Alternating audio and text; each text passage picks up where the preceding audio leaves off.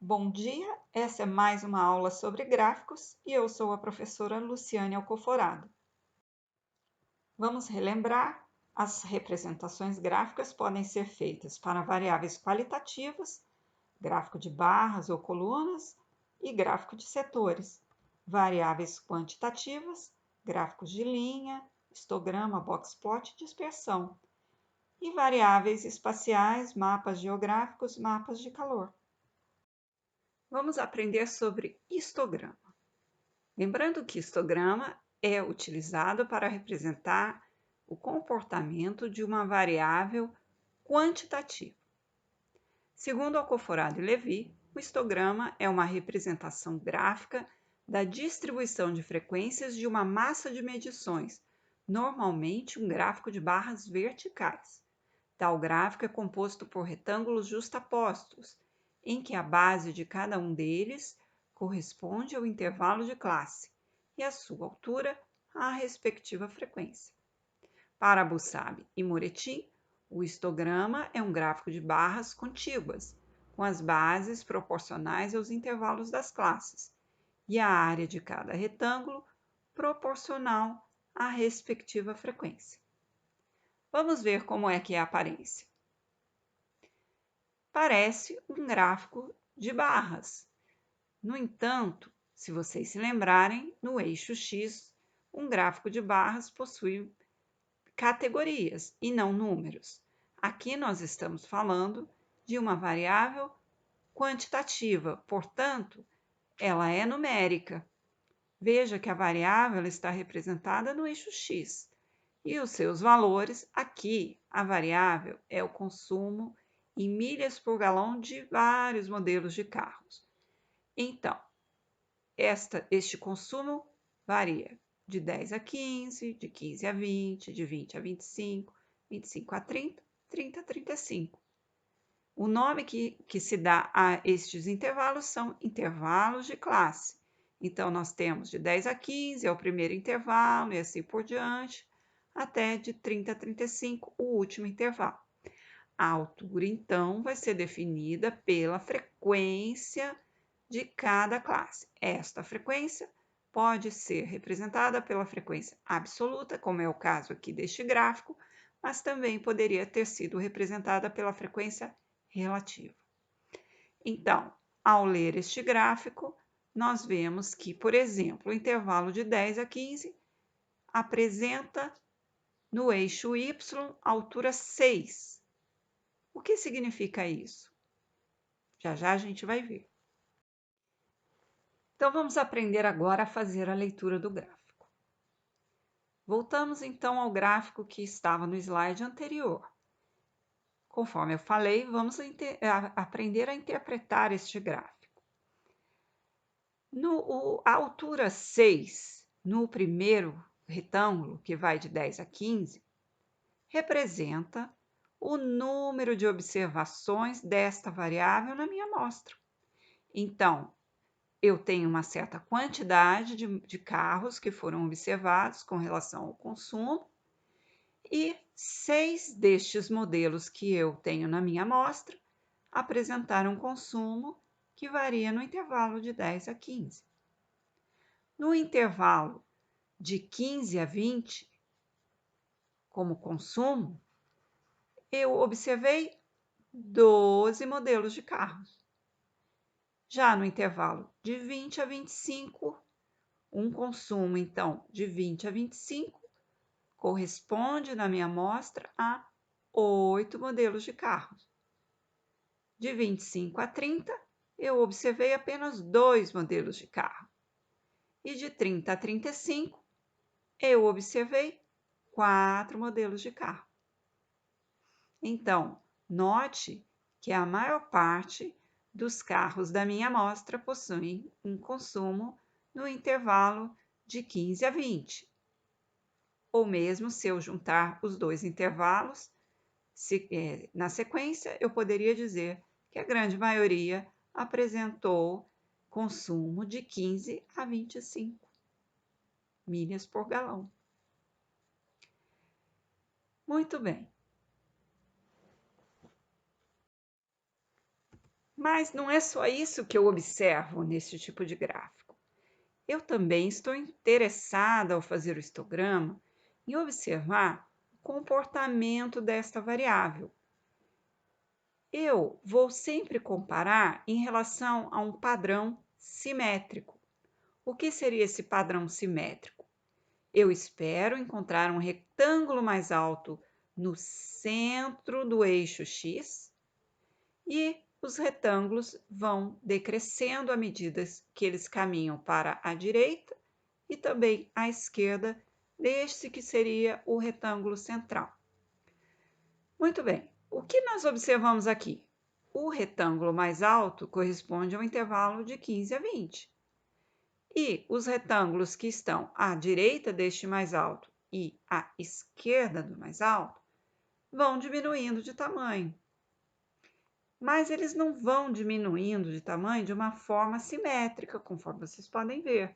O intervalo de 10 a 15 é um pouco mais baixo do que o intervalo de 20 a 25. Se eles fossem simétricos, eles teriam a mesma altura.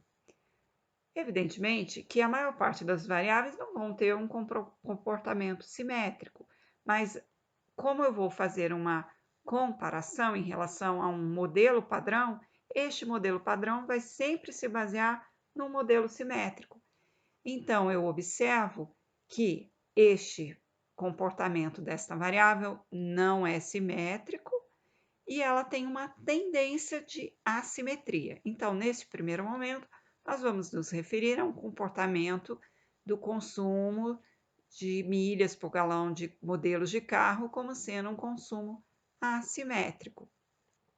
E se a gente projetar esses retângulos que estão tanto à direita como à esquerda, nós vemos que para o lado direito nós temos mais retângulos que se alongam. Então, nós dizemos que essa assimetria ela é à direita, porque é o lado onde se alonga mais. Outro procedimento alternativo para resumir um conjunto de dados, com o objetivo de olhar a forma da distribuição, é o ramifolhas. Uma vantagem deste diagrama sobre o histograma é que não perdemos ou perdemos pouca informação sobre os dados em si. Note aí, um ramifolhas, na verdade, é um esquema representativo de todos os dados da minha amostra. Nós temos o ramo, 10, 12, 14 e assim por diante até o 32. Esses são os ramos. Aí você observa esse tracinho que tem depois dos ramos, separando o ramo das folhas. Então, no ramo 10, nós temos o 4, que é uma folha, e o outro 4, que é outra folha. Isso significa que lá no meu conjunto de dados eu tenho o valor 10,4 duas vezes. E assim vai até o último valor observado. Podemos virar o nosso ramo e folhas para observarmos a assimetria. No fundo, ele é muito parecido com o histograma. Veja, a maior frequência está no ramo 14, é o mais alto. E nós notamos que não há uma simetria. A partir do lado direito e esquerdo desse ramo mais alto, os dados não se distribuem de uma forma igual. Nós notamos uma distribuição mais longa para a direita. Portanto, nós dizemos que a simetria é à direita. Um outro exemplo mais detalhado do Bussabe e Moretti. À sua esquerda, você tem os dados em forma de rol, que eu tirei lá da tabela de dados. Então, começa em 4,00, 4,56 e está tudo ordenado até o último valor, que é 23,3. Aqui os nossos dados estão ordenados, mas poderia não estar e isso não atrapalharia em nada a construção do ramo e folhas. Bom, uma vez ordenado, vai nos facilitar, porque cada um destes algarismos que estão antes da vírgula correspondem a um ramo. Então, nós temos o ramo 4 na figura 2.9, 5, 6, 7, 8 em sequência até o ramo 23. Note que há um traço separando o ramo das folhas. Então, eu vou lá no meu rol e vejo, após a vírgula, os dois algarismos que se apresentam, todos os dados, correspondem às minhas folhas que eu vou empilhar em cada ramo correspondente. Então, 4,00, o 00 vai ser a folha desse ramo. 4,56 é a próxima folha do mesmo ramo. E assim vou empilhando até o último. Com isso, nós temos então a forma destes dados, de tal maneira que observamos que os ramos 8 e 9 foram os que empilharam mais folhas. Notamos também que existem alguns ramos que não têm nenhuma observação, como, por exemplo, o ramo 20, 21 e 22. Agora, nós giramos a figura para observarmos melhor a distribuição, ou seja, a forma dessa distribuição da variável salário. Note, vamos relembrar novamente que os ramos 8 e 9 eram os mais frequentes, ou seja, os que empilharam mais folhas. Isso significa que mais funcionários possuem salários nesses intervalos de valores, que seriam de 8,12 a 9,8. Muito bem. Agora nós olhamos à esquerda desse ponto mais alto do meu esquema gráfico, tanto para a direita quanto para a esquerda, e nos perguntamos, o comportamento é igual? A resposta é não, né? Nós vemos que o lado esquerdo, ele é mais curto do que o direito. O direito é mais longo, portanto, não há um comportamento idêntico para um lado e para o outro. Além de ser mais longo, as alturas dos empilhamentos são diferentes. Então, nós vamos classificar a assimetria como sendo uma assimetria à direita ou positiva. Mas se tivéssemos o contrário, que o lado mais longo fosse o esquerdo, nós chamaríamos de assimetria à esquerda ou negativa.